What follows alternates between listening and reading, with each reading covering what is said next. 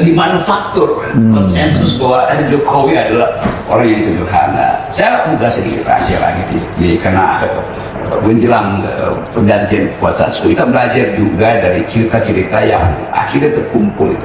Suatu waktu saya ada di Solo tuh, diminta ngajar di UNS.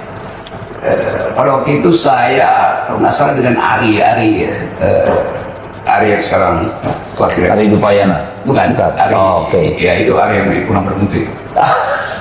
Yang IPB bukan yang UGM yang sejarah. iya Ari Sujito. Oke, saya kasih kuliah di situ, lalu masuk notes kecil. Baru setelah selesai, kita mau bicara ya. Saya bilang oke. Karena saya pikirin tim dosen kan. Setelah mana dosen-dosen yang pada waktu Pak Jokowi udah jadi wali kota. Enggak, kita bukan dosen. Loh, kalian siapa itu? Nanti saya mau terangin tuh. Dibawa saya ke angkringan. Oke. Di Solo ya? Solo nih, lalu mereka bilang, sebetulnya ada orang yang lupa Pak Rocky, tapi dia lagi sakit. Siapa namanya? Rewang. Rewang itu adalah tokoh Partai Komunis Indonesia, pemimpin pemuda rakyat. Orang kiri lah ya? Orang kiri, yang paling paham tentang rakyat. Dia anggota termuda di Komite Sentral Partai Komunis Indonesia. Pada waktu itu partai itu resmi, bukan partai yang dilarang ya. Resmi, mungkin murid Rewang ini, karena setelah itu kemudian ya, beberapa bulan atau beberapa semester kemudian Pak Rewang meninggal. Ada pesan dari Pak Rewang, jangan percaya pada Pak Jokowi bahwa dia itu merakyat. Itu kebanyakan orangnya. Kenapa? Kalau ada jalan bolong, besok pagi selesai tanpa pakai APBD. Lu gimana caranya? Telepon oligarki. Jadi dugaan saya setelah Pak Jokowi jadi presiden dilengkapi dengan pengetahuan saya sebelumnya itu. Bagaimana soal pemindahan apa namanya ini yang jadi heboh itu Pak Jokowi terima rakyat sederhana di pendopo itu. Katanya begitu, mereka bilang, itu sebetulnya itu sandiwara karena sudah diselesaikan di bawah meja duluan. Jadi apa dengan uang itu? Jadi saya mulai tahu bahwa ada pencitraan dari awal, bahkan ketika beliau masih wali kota.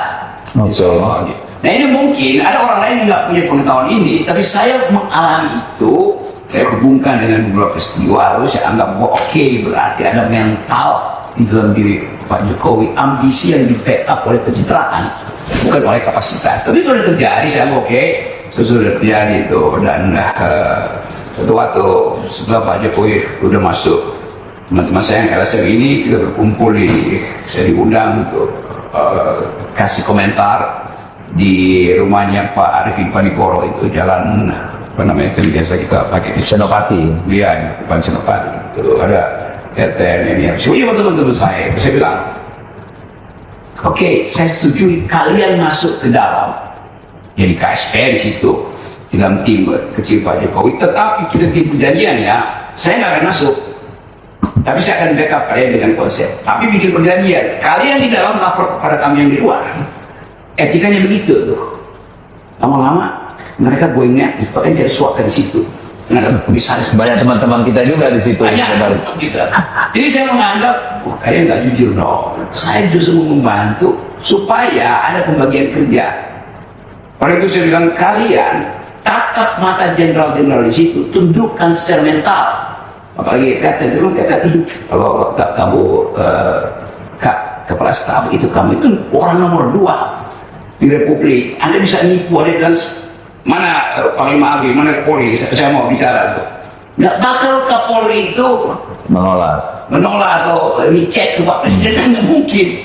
Tetapi kelihatannya mental itu nggak ada. Padahal saya tahu, kalian kan kita sama-sama berani dulu untuk. Mereka shock culture juga kan? Ya, saya kira itu tiba-tiba. Kalau takut nangkap maka Wiranto. Jadi dari awal terlihat mental itu nggak ada. Jadi saya anggap, waduh, saya kasihan Pak Jokowi. Jadi di awal itu saya dukung Pak Jokowi, bukan saya. Karena saya anggap, oke, dia adalah seorang sipil, kita bikin percobaan tuh bahwa orang dari daerah walaupun sudah tahu, oke, mungkin Pak Luhut atau Pak Yusuf Kala ada sedikit cawe-cawe untuk membawa Pak Jokowi ke Jakarta, dan juga Pak Prabowo lalu tiba pada Ibu Mega. Oke, saya nggak peduli itu. Saya peduli bahwa harus ada kurikulum hak asasi manusia, kurikulum keadilan, kurikulum pengetahuan sedikit tentang sosiologi pada Pak Jokowi. Nah, itu saya buatkan tadi, bahwa kalian harus rutin itu brief Pak Jokowi.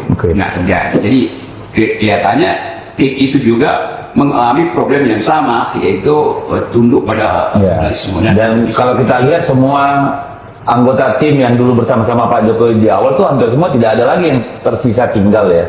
Nah, itu bersama beliau ya. Dan itu juga munafik gitu. Kan mestinya mereka ada di situ. Temani beliau sampai ya habis. Selesai dong itu udah sampai. Jadi terjadi juga pragmatisme kan akhirnya tuh. Jadi sekali lagi itu yang pelajaran lesson learned kita tentang watak seseorang yang tidak di backup oleh pengetahuan, tapi juga mengabaikan underlying assumption bahwa dia membutuhkan oposisi. Nah, kalau kita